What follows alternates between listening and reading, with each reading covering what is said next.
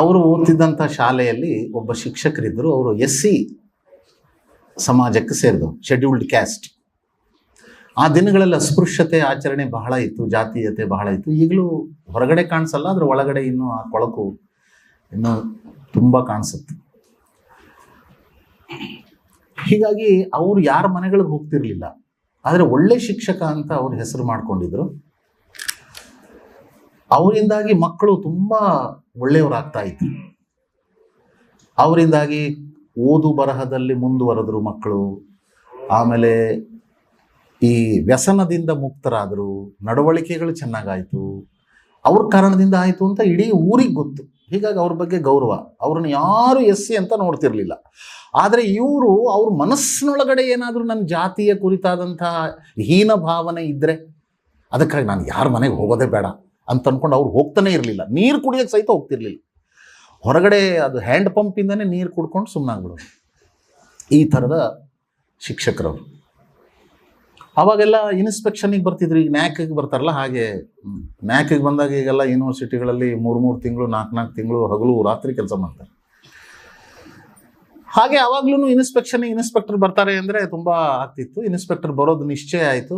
ಎಲ್ಲರೂ ತುಂಬ ಕೆಲಸ ಎಲ್ಲ ಮಾಡಿದರು, ಚೆನ್ನಾಗಿತ್ತು ಶಾಲೆ. ಇನ್ಸ್ಪೆಕ್ಟರ್ ಬಂದರು, ಮಕ್ಕಳನ್ನು ಮಾತಾಡಿಸಿದ್ರು, ಪ್ರಶ್ನೆಗಳನ್ನು ಕೇಳಿದರು, ಡಾಕ್ಯುಮೆಂಟ್ ನೋಡಿದ್ರು, ಶಿಕ್ಷಕರ ಜೊತೆ ಚರ್ಚೆ ಮಾಡಿದರು. ಕೊನೆಗೆ ಇದು ಬೆಸ್ಟ್ ಸ್ಕೂಲ್ ಅಂತ ರಿಮಾರ್ಕ್ ಬರೆದ್ರು. ಅವಾಗ ಬೆಟರ್ಮೆಂಟ್ ಕಮಿಟಿನೂ ಇತ್ತು. ಊರಿನ ಗೌಡ್ರು ನಮ್ಮ ಶಾಲೆ ಒಳ್ಳೆ ಶಾಲೆ ಆಗಬೇಕು ಅಂತ ಅವ್ರಿಗೂ ಭಾಳ ಇಚ್ಛೆ ಇತ್ತು. ಹೀಗಾಗಿ ಇನ್ಸ್ಪೆಕ್ಷನ್ ನಡೆಯುವ ಇಡೀ ದಿವಸ ಅವರು ಆ ಶಾಲೆಯಲ್ಲಿ ಕೂತ್ಬಿಟ್ಟಿದ್ರು. ಗೌಡ್ರು, ಊರಿನ ಗೌಡ್ರು ಎಲ್ಲ ಆಯಿತು. ಆಮೇಲೆ ಗೌಡ್ರು ಸಾಯಂಕಾಲ ಆಗ್ಬಿಟ್ಟಿತ್ತು. ಸ್ವಲ್ಪ ಇನ್ಸ್ಪೆಕ್ಷನ್ ಅಂದರೆ ಸ್ವಲ್ಪ ಜಾಸ್ತಿ ಹೊತ್ತಾಗುತ್ತಲ್ಲ, ಕತ್ಲಾಗ್ಬಿಟ್ಟಿತ್ತು. ಅವಾಗ ಗೌಡ್ರು ಹೇಳಿದರು, ನೋಡಿ ಇವತ್ತು ಒಳ್ಳೆಯ ರಿಮಾರ್ಕ್ ಬಂದ್ಬಿಟ್ಟಿದೆ, ಒಳ್ಳೆಯ ಶಾಲೆ ಅಂತ ನಮಗೆ ಹೆಸರು ಬಂದ್ಬಿಟ್ಟಿದೆ. ನನಗೆ ಗೊತ್ತಿತ್ತು ನಿಮ್ಮೆಲ್ಲರ ಪರಿಶ್ರಮದಿಂದ ಹೀಗಾಗತ್ತೆ ಅಂತ. ಅದಕ್ಕಾಗಿ ನಾನು ಹೋಳಿಗೆ ಊಟ ರೆಡಿ ಮಾಡಿದ್ದೀನಿ. ಎಲ್ಲ ಶಿಕ್ಷಕರು ನೀವು ನಮ್ಮ ಮನೆಗೆ ಬರಬೇಕು, ಇವತ್ತು ಹೋಳಿಗೆ ಊಟ ಮಾಡಬೇಕು, ಇನ್ಸ್ಪೆಕ್ಟರು ಬರಬೇಕು ಅಂತ ಹೇಳಿದ್ರು. ಅದು ಸ್ವಲ್ಪ ಎಲ್ಲರಿಗೂ ಮೊದಲೇ ಗೊತ್ತಿತ್ತು ಹೀಗೆಲ್ಲ ಮಾಡಿದ್ದಾರೆ ಅಂತ. ಅವರು ಸಾರ್ವಜನಿಕವಾಗಿ ಎಲ್ಲರಿಗೂ ಅದನ್ನ ಹೇಳಿದ್ರು. ಎಲ್ಲರೂ ಖುಷಿಯಿಂದ ಹೌದು ಗೌಡ್ರ ಮನೇಲಿ ಊಟ, ಇವತ್ತು ಹೋಳಿಗೆ ಊಟ, ಎಲ್ಲರೂ ಹೋಗೋಣ. ಇನ್ಸ್ಪೆಕ್ಟರು ಅದನ್ನು ಬೆಂಬಲಿಸಿದ್ರು. ಅವಾಗ ಈ ಶಿಕ್ಷಕ ಮೆಲ್ಲಗೆ ಅವರ ಹೆಡ್ ಮಾಸ್ಟರ್ ಹತ್ರ ಹೋಗಿ, ಸರ್ ನಾನು ಮನೆಗೆ ಹೋಗ್ತೀನಿ, ನನಗೆ ಅನುಮತಿ ಕೊಟ್ಬಿಡಿ ಅಂತ ಹೇಳಿದ ಕೂಡಲೇ ಇವ್ರಿಗೆಲ್ಲರಿಗೂ ಏನು ಅನಿಸ್ತಂದ್ರೆ, ಇವನು ತಾನು SC ಅದಕ್ಕೋಸ್ಕರ ಹೀಗೆ ಹೇಳ್ತಿದ್ದಾನೆ ಅಂತ ಅನಿಸಿ, ಅಪ್ಪ ಗೌಡ್ರೇ ಕರೀತಾ ಇದ್ದಾರೆ, ನಾವೇನು ನಿನ್ನನ್ನು SC ಅಂತ ನೋಡ್ತೀವೇನಪ್ಪ, ಯಾಕೆ ಹಂಗೆ ಮಾಡ್ತೀಯ, ನೀ ಬಾರೋ ನೀನು. ಯುವಕರು ತಾನೆ ಅವರು ಶಿಕ್ಷಕರು, ಅವರು ಹೆಡ್ ಮಾಸ್ಟರ್ ಸ್ವಲ್ಪ ಸೀನಿಯರ್. ಹೀಗಾಗಿ ಅವ್ರು ಹೇಳಿದ್ರು, ಬಂದ್ಬಿಡೆಯ ಗೌಡ್ರು ಕರೀತಾ ಇದ್ದಾರೆ, ಸಾರ್ ನಮ್ಗೆ ಹೋಗೋಕ್ಕೆ ಅವಕಾಶ ಕೊಟ್ಟರು, ಮನೆಗೆ ಹೋಗ್ಬೇಕು ನಾನು. ಇದನ್ನು ನೋಡಿದ್ರು ಗೌಡ್ರು ದೂರದಿಂದ ನೋಡಿದ್ರಲ್ಲ, ಓ ಇವನೇನು ತಪ್ಪಿಸ್ಕೊಳ್ಳೋಕೆ ಪ್ರಯತ್ನ ಮಾಡ್ತಿದ್ದಾನೆ ಅಂತ ಅಂದ್ಕೊಂಡು, ಅವ್ರು ಗೌಡ್ರು ಇನ್ನೂ ದೊಡ್ಡವರು, ಊರಿನ ಗೌಡ್ರು ಬೇರೆ.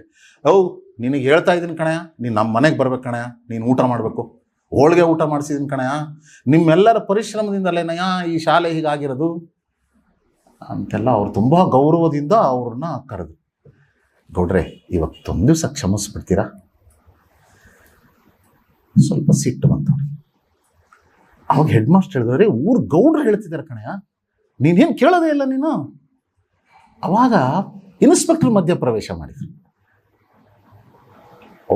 ಅವ್ರಿಗೆ ರಾತ್ರಿ ಲೇಟ್ ಆಗಿಬಿಡುತ್ತೆ, ಊರಿಗೆ ಹೋಗೋದು ಕಷ್ಟ, ನಡ್ಕೊಂಡು ಹೋಗಬೇಕು, ಒಂದಷ್ಟು ಕಿಲೋಮೀಟರ್ ದೂರ ಇದೆ, ನೀ ಚಿಂತೆ ಮಾಡಬೇಡಪ್ಪ, ನಾನು ಜೀಪಲ್ಲಿ ಕರ್ಕೊಂಡು ಹೋಗ್ಬಿಡ್ತೀನಿ. ಇನ್ಸ್ಪೆಕ್ಟರ್ ಜೀಪ್ ಇರುತ್ತಲ್ಲ, ಜೀಪಲ್ಲಿ ಕರ್ಕೊಂಡೋಗಿ ನಿಮ್ಮ ಮನೆಗೆ ಬಿಡ್ತೀನಪ್ಪ. ಇಷ್ಟು ಗೌರವ ಎಲ್ಲರಿಗೂ ಅವ್ರ ಬಗ್ಗೆ.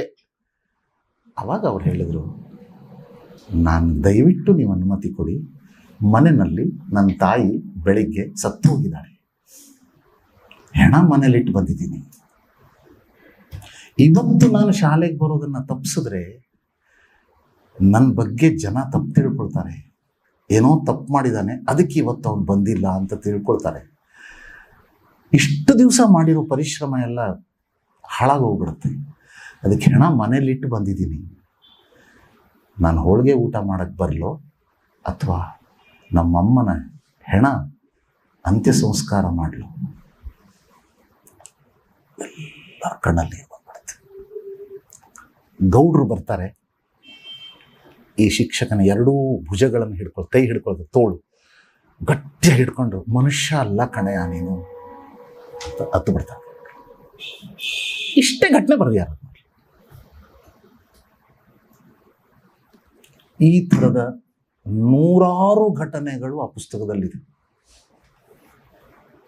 ಒಬ್ಬ ಶಿಕ್ಷಕ ವಿದ್ಯಾರ್ಥಿಗಳಿಗಲ್ಲ, ಊರಿಗೆ ಶಿಕ್ಷಕ. 24 ಗಂಟೆ ಅಲ್ಲ, 24 ಗಂಟೆ ಶಿಕ್ಷಕ.